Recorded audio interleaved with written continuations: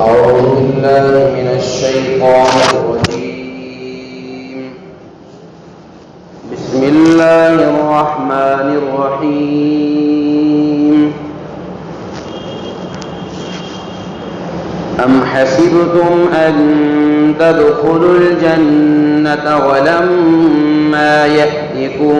مثل الذين خلوا من قبلكم مستهم البأساء والضراء وزلزلوا حتى يقول الرسول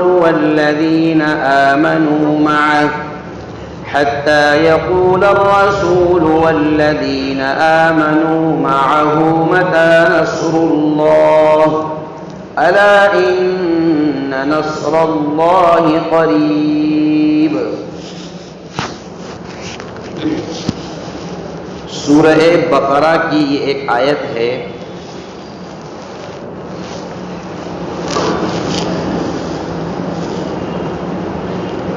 حق اور باطل کا تصادم،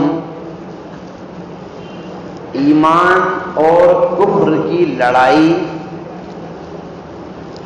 یہ شروع سے چلی آ رہی ہے اور اخیر تک چلتی رہے گی. ہر زمانے میں رہی اور ہر زمانے میں رہے گی.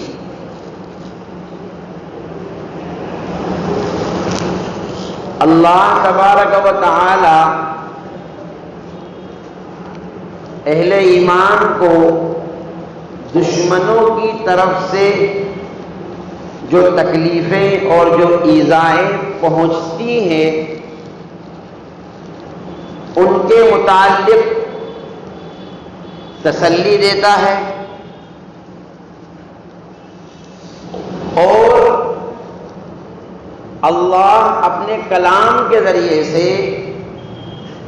اہل ایمان کے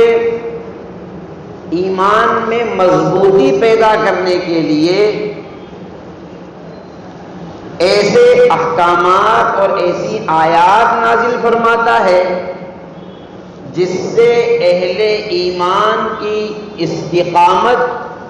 اور ان کا ایمان پر جمنا اور زیادہ مضبوط ہو جاتا ہے. چنانچہ اللہ تبارک و تعالی نے ارشاد فرمایا ام حسبتم ان تدخلوا الجنت. مسلمانوں، ایمان والو، تم کیا سمجھتے ہو کہ تم ویسے ہی جنت میں چلے جاؤ گے جبکہ وَلَمَّا يَأْتِكُمْ، تمہارے پاس، تم تک ابھی تک وہ مصیبتیں، وہ چیزیں، وہ تکلیفیں نہیں پہنچی جو کہ تم سے پہلے لوگوں کو پہنچی تھی. معلوم ہوا کہ ایمان پر جمنا ہر دور اور ہر زمانے میں مشقت اور مجاہدے کا کام ہے. ہم لوگوں کو اپنا دل چھوٹا نہیں کرنا چاہیے. یہ ہر زمانے میں ہوتا چلا آیا ہے. کیا ہوا؟ اللہ نے فرمایا مستہم، ان لوگوں کو یعنی تم سے پہلے. یہ خطاب کس کو ہے؟ حضرات صحابہ رضوان اللہ تعالی علیہم اجمعین کو. رسول اللہ صلی اللہ علیہ وسلم کے واسطے سے صحابہ کو کہا گیا اور صحابہ کے واسطے سے ان کے بعد میں آنے والی نسل کو، قیامت تک کے آنے والے مسلمانوں کو سمجھایا گیا. کیا فرمایا؟ مستہم البأساء، ان کو سخت تکلیفیں پہنچی، والضراء، اور خوب مشقتیں پہنچی، وزلزلوا، اور وہ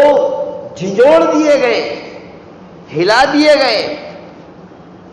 ایک دم نچوڑ دیے گئے. کیوں نچوڑ دیے گئے؟ یعنی جب دشمنوں کے حملے ان پر ہوئے، دشمنوں کے طعنے، دشمنوں کی مخالفتیں، دشمنوں کا ان کی راہ میں کانٹے بچھانا، دشمنوں کا ان کو دین سے ہٹانے کے لیے کوششیں کرنا، دشمنوں کا ان کے دین اور ان کے مذہب کو ختم کرنے کی پلاننگ کرنا، دشمنوں کا ان کو چڑھانا، یہ سب چیزیں جو آج کے دور میں سب کچھ ہو رہا ہے۔ حالات ایسے بن گئے حتیٰ یقول الرسول والذین آمنوا، وقت کے پیغمبر اور ایمان والے یہ کہنے پر مجبور ہو گئے، یہ کہنے لگے، کیا کہنے لگے؟ متی نصر اللہ، اللہ کی مدد کب آئے گی؟ کب تک ہم ایسی مصیبتیں جھیلتے رہیں گے؟ کب تک ہم ان کے طعنے جھیلتے رہیں گے؟ کب تک ان کی باتوں سے ہم کو تکلیفیں پہنچتی رہے گی؟ کب تک یہ ہماری عبادتوں میں، ہمارے نمازوں میں، ہمارے روزوں میں، ہمارے دین میں، ہماری مسجدوں میں، ہمارے معاملات میں، ہماری معاشرت میں، جب تک یہ لوگ اڑنگے ڈالتے رہیں گے؟ اور کب آئے گی اللہ کی مدد؟ یہ کہنے پر مجبور ہو گئے، یعنی ایسے حالات بن گئے۔ پھر اللہ نے تسلی دی، نصر اللہ قریب، گھبراؤ مت،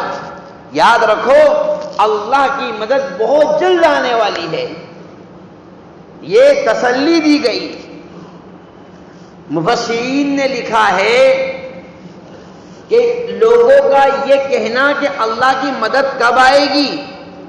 نعوذ باللہ ثم نعوذ باللہ، رسول کا یہ کہنا کہ اللہ کی مدد کب آئے گی، معاذ اللہ ثم معاذ اللہ، اللہ سے بدگمانی کی وجہ سے نہیں تھا، اللہ سے نا امیدی کی وجہ سے نہیں تھا، یا اس وجہ سے نہیں تھا کہ وہ اللہ کے بارے میں کچھ اور ہی سوچنے لگے تھے، نہیں، بلکہ چونکہ اللہ کا وعدہ تھا کہ ہم تمہاری مدد کریں گے، وَلَيَنْصُرَنَّ اللَّهُ مَن يَنْصُرُهُ، جیسا کہ قرآن میں بھی اللہ نے ارشاد فرمایا کہ جو لوگ اللہ کے دین کی مدد کریں گے اللہ ان کی مدد کرے گا۔ ان تنصروا اللہ ینصرکم، اگر تم اللہ کی مدد کرو گے، یعنی اللہ کے دین کی مدد کے لیے آمادہ ہو جاؤ گے، اللہ تمہاری بھی مدد کرے گا، وَيُثَبِّتْ أَقْدَامَكُمْ، تمہارے قدموں کو جما دے گا۔ تو پھر ان لوگوں کو یہ ان کا یہ کہنا کہ مدد کب آئے گی، یہ اس وجہ سے تھا کہ ہمارے اللہ نے وعدہ کیا ہوا ہے، وہ وعدہ ضرور پورا ہوگا، لیکن کب پورا ہوگا اس کا وقت متعینہ وقت متعین نہیں تھا، تعین کے ساتھ پتہ نہیں تھا، اس لیے وہ کہہ رہے تھے۔ اور ادھر سے اللہ فرما رہا ہے کہ بس گھبراؤ مت، بہت جلد تمہارے لیے اللہ کی مدد اترنے والی ہے۔ اور تاریخ شاہد ہے، تاریخ اس بات پر گواہ ہے، قرآن اور احادیث میں قرآن کریم کی آیات اور احادیث مبارکہ کے الفاظ اس بات پر شاہد ہے کہ انبیاء علیہ السلام کے زمانے میں اللہ تبارک و تعالیٰ نے ایسی غیبی مددیں، ایسی غیبی نصرتیں نازل فرمائی، چاہے وہ پرندوں کی شکل میں ہو، چاہے وہ اور کسی چیز کی شکل میں ہو، ظالموں پر عذاب نازل کر کے ہو، یا اور کسی طریقے سے، یا فرشتوں کے ذریعے سے ہو، اللہ نے ایسی مددیں نازل فرمائی جس کی وجہ سے ایمان، اہل ایمان، انبیاء اور ان کے متبعین کا سر بلند ہوا اور وہ کامیابی اور کامرانی سے ہمکنار ہوئے۔ اس پر تاریخ شاہد ہے۔ لیکن ایک بہت بڑا اور سب سے بڑا سوال ہمارے سامنے اس وقت جس کنڈیشن میں ابھی ہم ہیں، کنڈیشن ظالموں کی طرف سے تو بالکل وہی بنی ہوئی ہے جو اس آیت میں بیان کی گئی، مشرکوں کی طرف سے اس وقت پوری کنڈیشن وہی ہے جو کہ آیت میں بیان کی گئی۔ اسلام مخالفین اور اسلام دشمن طاقتیں اپنی تیاری میں کامل اور مکمل طریقے سے ایمان، اہل ایمان، مسلمان، اہل اسلام دین اسلام، شعائر اسلام، ان سب کو مٹانے کی بالکل تیاری کر چکے ہیں پوری دنیا کے لوگ، خالی ہندوستان کے نہیں، خالی ہمارے ملک کے شرنارتھی اور ہمارے ملک کے جو یہاں رہنے والے اسلام مخالف طاقتیں، خالی وہ نہیں، پوری دنیا میں ایک پلان تیار کیا جا چکا ہے۔ ظاہر سی بات ہے ایسی صورتحال میں ہمیں بھی تو مدد کی امید جاگے گی۔ ارے ہم بھی تو مومن ہیں نا بھئی، ہم بھی تو ایمان والے ہیں۔ ارے ہمارے اندر بھی تو یہ بات، یہ داعیہ پیدا ہوگا کہ اے اللہ ہمارے لیے مدد کب آئے گی؟ نہیں پیدا ہوتا ہے۔ ارے ہم نہیں سوچتے ہیں اس چیز کو، بتائیے سوچتے ہیں کہ نہیں سوچتے ہیں؟ اگر سوچتے ہیں تو ایک بہت بڑا سوال ہمارے سامنے آ کر یہ کھڑا ہو جاتا ہے کہ اللہ کی مدد اپنے بندوں کے لیے اس وقت ہوتی ہے جب کہ وہ بندے دین اور شعائر پر قائم اور دائم ہو، اور اس کے بعد ان کو تکلیفوں کا سامنا کرنا پڑ رہا ہو تو پھر اللہ کی مدد شامل حال ہوتی ہے۔ اور اگر تکلیفوں کا سامنا بدعملی کا نتیجہ ہو، یہ سمجھ لیں اچھی طریقے سے، اگر دشمنوں کی طرف سے آنے والی مصیبتوں کی بنیاد امت مسلمہ کے گناہ ہو، امت مسلمہ کی لاپرواہی ہو، امت مسلمہ کی اللہ اور اس کے رسول سے دشمنی، معاف کیجئے میں اللہ اور اس کے رسول سے دشمنی کا لفظ اس لیے استعمال کر رہا ہوں کہ محبت کا لفظ وہاں استعمال کیا جاتا ہے کہ جہاں محبوب کے ایک کہنے پر، ایک تقاضے پر آدمی سب کچھ قربان کر دیتا ہے۔ محبت اسی کا نام ہے نا۔ ارے بھائی آپ کسی سے محبت کرتے ہیں، دیکھو مجھے یہاں آنے کو 4 دن ہوئے، کئی لوگوں کے میرے پاس فون آ گیا یار مولانا ملاقات ہی نہیں ہوئی، اور کئی لوگوں کو میں نے فون لگا کے کہہ دیا یار بھائی کہاں ہو، ملاقات نہیں ہوئی۔ ایسا کیوں ہے بھائی؟ کچھ لوگ ایسے ہیں جو مجھ سے ملنا چاہتے ہیں تو میں ان کو، وہ مجھے فون لگا رہے ہیں، اور جن سے میں ملاقات کرنا چاہ رہا ہوں میں ان کو فون لگا رہا ہوں۔ تو یہ محبت کے تقاضے ہیں۔ سوال یہ ہے کہ اللہ اور اس کے رسول سے محبت کے دعوے میں ہم کہاں تک صحیح بیٹھ رہے ہیں؟ ہماری قوم کے نوجوان بچے، یار ہم اسلامی وضاقتہ کوئی پسند نہیں کر رہے۔ دیکھیے نوجوان بچوں کو، وہ انگریزی بالوں کا ایک سیزن چل چکا ہے، خواتین کے اندر بالوں بال رکھنے کی ایک اسٹائل چل چکی ہے۔ ہم اپنی مذہبی وضاقتہ، جو قوم اپنی مذہبی وضاقتہ، یار ہمارا نوجوان کرتا پاجامہ اور داڑھی ٹوپی کو، داڑھی کو اپنے لیے عیب کی چیز سمجھتا ہے۔ یار میں داڑھی رکھ لوں گا تو میرا کیا ہوگا اور لوگ کیا کہیں گے؟ بتائیے یہ ہمارا کام ہے؟ کسی آدمی کو ایک بہت بڑا طبقہ روزہ نہیں رکھ رہا ہے، مردوں میں بھی عورتوں میں بھی۔ آپ کے یہاں تو ماشاءاللہ بہت اچھا ماحول ہے، لیکن میں ایسے علاقوں کو بھی جانتا ہوں جہاں اکثریت مرد اور عورتوں کی روزے نہیں رکھتی ہے۔ تو جو قوم اپنے مذہبی شعائر کو، اپنے مذہبی احکام کو، اپنے مذہبی امور کو، اپنے اللہ کے احکام کو اختیار کرنے میں شرم محسوس کرے، اس کو اپنے لیے ذلت کا ذریعہ سمجھے، مجھے بتائیے کیا ترقی کی راہیں اور ترقی کے دروازے ہمارے لیے کھل سکتے ہیں؟ میرے بھائیوں، ہم یاد رکھیں جب مصیبت آتی ہے، جب پریشانی آتی ہے، آ رہی ہے ہمارے اوپر، امت مسلمہ اس وقت بہت پریشان ہے، چاروں طرف سے ایسے شکنجے کسے جا چکے ہیں۔ ایک طرف تو یہ پلان کر لیا گیا کہ ان کے بچوں کو، نوجوان بچوں کو علماء سے دور کر دو، اور ان کے خلاف ایسے شکوک اور شبہات ان کے ذہن و دماغ میں ڈال دو کہ یہ مولانا لوگوں کے پاس جانا پسند ہی نہ کرے، ان سے بات چیت کرنا پسند ہی نہ کرے، ان کو برا بھلا کہے۔ ایک طرف تو یہ پلان کیا گیا، دوسری طرف ہماری قوم کی بچیوں کے لیے یہ پلان تیار کیا جا چکا کہ کسی بھی ترکیب سے ان کو اپنے پیار محبت کی جال میں اعلیٰ تعلیم کے نام پر، ڈاکٹری کے نام پر، اسکول کے نام پر، کالج کے نام پر ایسا جال پھیلایا گیا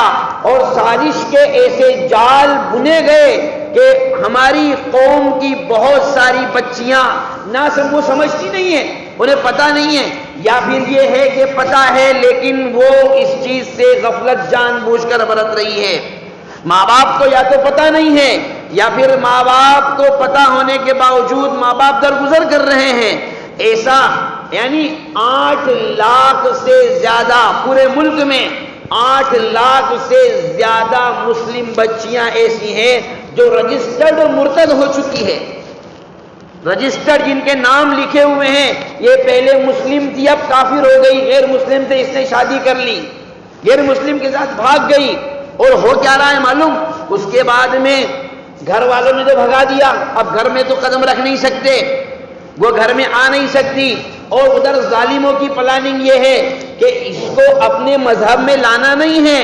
اپنے مذہب کے نام پر جتنا وقت ہو 2 سال 3 سال 4 سال اس سے اس کی زندگی سے فائدہ اٹھا کر کے پھر اس کو ایسے چھوڑ دینا ہے کہ یہ نہ گھر جا سکتی ہے نہ ہمارے پاس رہ سکتی ہے۔ نقصان یہ ہوا کہ کئی ہزار بچیوں نے اپنی عزت بچانے کے خاطر خودکشی کر لی، ماں باپ کو بھی پتہ نہیں چلا، کسی کو بھی پتہ نہیں چلا۔ یہ وہ حقائق ہیں جو شاید آپ لوگ مجھ سے زیادہ جانتے ہیں،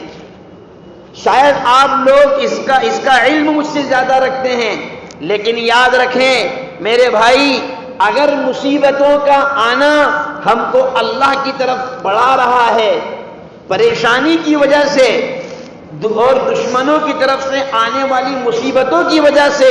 ہم اپنے اللہ کے قریب بڑھ رہے ہیں، ہم نمازوں کا اہتمام کر رہے ہیں، تلاوت کا اہتمام کر رہے ہیں، اپنے ایمان میں مضبوطی پیدا کر رہے ہیں، اگر ہم یہ سمجھ رہے ہیں کہ یہ دشمن کی سازشیں ہیں، ہم کو اس کو ناکام کرنا ہے اور اپنے اللہ کی طرف متوجہ ہو رہے ہیں، تو یہ تو واقعتاً ہمارے مومن ہونے کی پہچان ہے، یہ تو واقعتاً اس بات کی دلیل ہے کہ ابھی ہمارا ضمیر زندہ ہے۔ اور اگر اتنی مصیبتوں کو دیکھ کر بھی ہم غفلت برت رہے ہیں اور اتنی مصیبتوں کو دیکھ کر بھی ہم نے اپنا طرز زندگی نہیں بدلا، حضرت جناب محمد الرسول اللہ صلی اللہ علیہ وسلم کے مقدس اور پاکیزہ طریقے اتنا کچھ ہونے کے باوجود بھی اگر ہماری زندگیوں میں نہیں آئے تو یہ سمجھ جائیے کہ یہ اللہ تبارک و تعالیٰ کی طرف سے مسلط کردہ مصیبت ہے جو ہمارے گناہوں کی نحوست سے ہم پر تھوپ دی گئی ہے، جس سے توبہ اور استغفار ہر حال میں ہمارے لیے لازم ہے۔ اور اس کام کے لیے اس رمضان کے مہینے سے زیادہ بہترین وقت ہم کو نہیں مل سکتا ہے، نہیں مل سکتا۔ آخر رسول اللہ صلی اللہ علیہ وسلم نے ارشاد فرمایا، ایسے شخص کے لیے ہلاکت اور بربادی ہے جو رمضان کا مقدس مہینہ جس کو ملے اور اس کے باوجود بھی وہ توبہ و استغفار کر کے اپنی مغفرت نہ کروا سکے، ایسے شخص کے لیے ہلاکت اور بربادی ہے۔ حضرت جبرائیل کہہ رہے ہیں اور اس پر رسول اللہ صلی اللہ علیہ وسلم کیا فرما رہے ہیں؟ آمین۔ بتائیے یہ اتنا زبردست، کیا ہم یہ پسند کریں گے اس بات کو کہ یہ قیمتی لمحات ہمارے ویسے ضائع چلے جائے؟ ہم اس بات کو پسند کریں گے کہ مصیبتوں کے دروازے پتہ نہیں کس کی دعاؤں کا نتیجہ ہے، اور پتہ نہیں کس نیک بندے کا صدقہ اور کس کا طفیل ہے جو اللہ نے ہمیں اجتماعیت کے ساتھ موقع دے دیا، ورنہ حقیقت یہ ہے کہ ظالموں کی پلاننگ تو اس رمضان میں بھی لاک ڈاؤن لگانے کی تھی، یہ پکی بات ہے، لیکن اللہ تبارک و تعالیٰ نے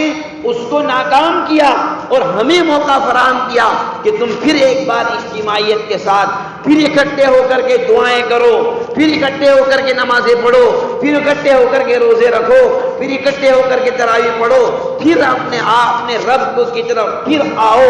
ظاہر سی بات ہے اگر استقامت، ایمان پر استقامت کے ساتھ اگر ہمارے اوپر کوئی مصیبت آتی ہے، یعنی ہم جمے ہوئے ہیں، ایمان پر جم گئے، پھر دشمن اگر ہمارا تعاقب کرتا ہے، پھر دشمن ہمارے خلاف پلان کرتا ہے، تو یاد رکھ لیں، اس بات کو لکھ لیں، اپنے ذہن و دماغ میں بسا لیں، اللہ ہر حال میں ہماری مدد کرے گا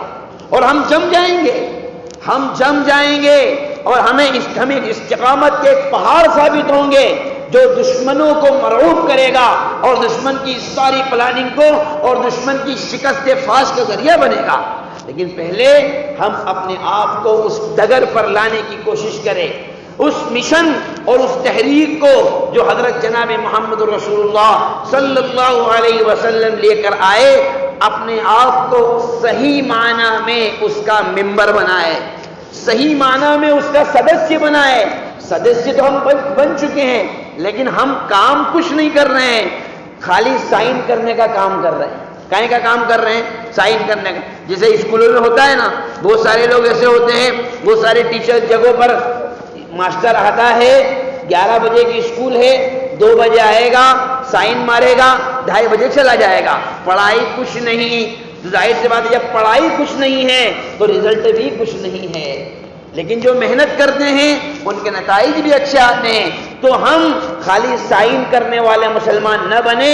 محنت کرنے والے مسلمان بنے، تاکہ اللہ تبارک و تعالیٰ کی مدد ہمارے لیے ہر حال میں شامل حال ہو، ہر حال میں شامل حال ہو۔ اور یاد رکھیں، یا ہم مطمئن ہو کر نہ بیٹھیں، انشاءاللہ حضرت شاہ ولی اللہ محدث دہلوی رحمۃ اللہ علیہ کے کلمات جو حضرت نے بینات کے اندر لکھیں، آپ ہر مسلمان اس کو اپنے ذہن و دماغ میں بسا لے۔ حضرت نے لکھا ہے کہ جب چاروں طرف کفر کی ہوائیں چلنے لگے اور جب ایسا محسوس ہونے لگے کہ اسلام اور مسلمان بظاہر مٹنے کی کگار پر آ چکے ہیں اور مسلمان کمزور ہوتے ہوئے نظر آئے اور دشمنوں کو اپنی طاقت کا، اپنی فوج کا، اپنی حکومت کا، اپنے فورس کا غلبے کا ایک ظن اور ایک گمان ہونے لگے، اور جب وہ یہ سوچنے لگے کہ بس اب ہم کبھی بھی ان کو مٹا لیں گے، تو حضرت شاہ صاحب لکھتے ہیں، سمجھ جاؤ کہ وہی وقت عالم اسلام میں انقلاب کی ابتدا کا وقت ہوگا۔ تو وہ بہت جلد آنے والا ہے، وہ وقت بہت جلد آنے والا ہے انشاءاللہ، جب چاروں طرف اسلام کی لہریں اور اسلام کے پرچم، اسلام کی شعائیں اور اسلام کی خوشبوئیں پورے ملک کے اندر انشاءاللہ پھیلے گی، اور ہم دیکھیں گے اور اگر ہم نہیں تو انشاءاللہ ہماری نسلیں دیکھیں گی کہ یہ ملک پورا کے پورا ملک عالم اسلام کا ایک گہوارہ بنے گا۔ لیکن اس کے لیے ضروری ہے امت مسلمہ اپنے آپ کو ایمان اور اسلام پر جمانے کا تہیہ کرے، عزم کرے۔ اللہ تبارک و تعالی ہم سب کو صحیح معنی میں پکا سچا مسلمان بنائے اور اس ماہ مقدس اور اس ماہ مبارک کی قدردانی کی توفیق نصیب فرمائے، اور اللہ تبارک و تعالی ہر مصیبت، ہر گھڑی، ہر پریشانی میں اپنی خصوصی مدد ہم سب کے لیے شامل حال فرمائے۔ وما توفیقی الا باللہ۔